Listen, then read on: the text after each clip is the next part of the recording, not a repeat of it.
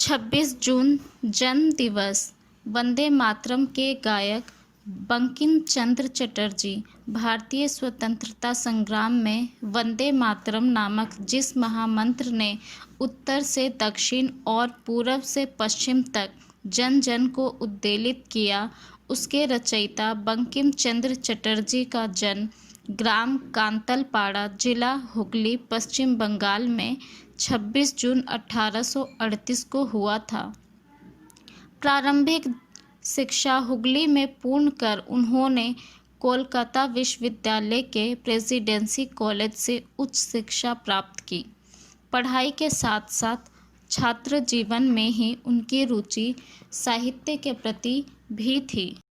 शिक्षा पूर्ण कर उन्होंने प्रशासनिक सेवा की परीक्षा दी और उसमें उत्तीर्ण होकर वे डिप्टी कलेक्टर बन गए।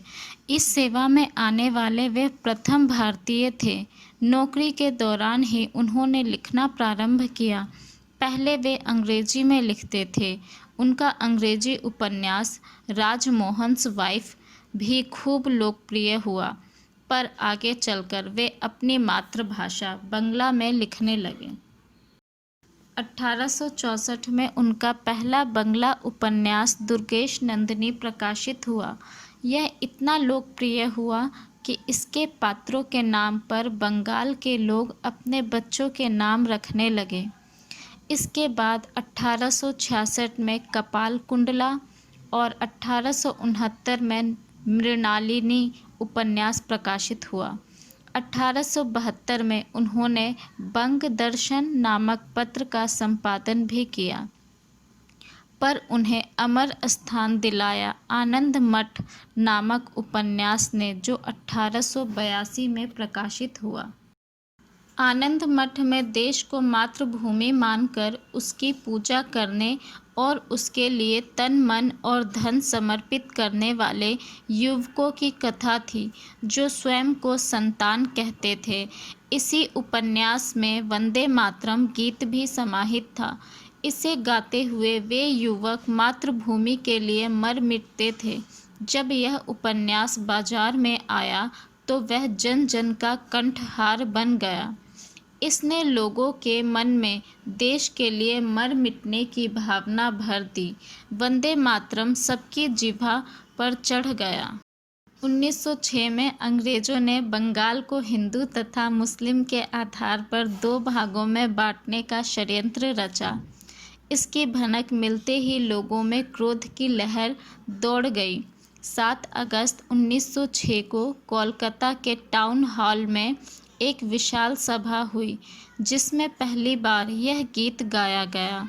इसके एक माह बाद 7 सितंबर को वाराणसी के कांग्रेस अधिवेशन में भी इसे गाया गया।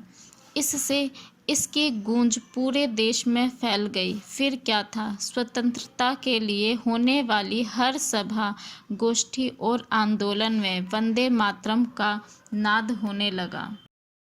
यह देखकर शासन के कान खड़े हो गए। उसने आनंद मठ और वंदे मातरम गान पर प्रतिबंध लगा दिया। इसे गाने वालों को सार्वजनिक रूप से कोड़े मारे जाते थे। लेकिन प्रतिबंधों से भला भावनाओं का ज्वार कभी रुक सकता है? अब इसकी गूंज भारत की सीमा पार कर विदेशों में पहुंच गई। क्रांतिवीरों के लिए यह उपन्यास, गीत तथा वंदे मातरम महामंत्र बन गया। वे फांसी पर चढ़ते समय यही गीत गाते थे। इस प्रकार इस गीत ने भारत के स्वाधीनता संग्राम में अतुलनीय योगदान दिया। बंकिम के प्राय सभी उपन्यासों में देश और धर्म के संरक्षण पर बल रहता था। उन्होंने विभिन्न विषयों पर लेख, निबंध और व्यंग्य भी लिखे। इससे बंगला साहित्य की शैली में आमूल-चूल परिवर्तन हुआ। 8 अप्रैल 1894 को उनका देहांत हो गया।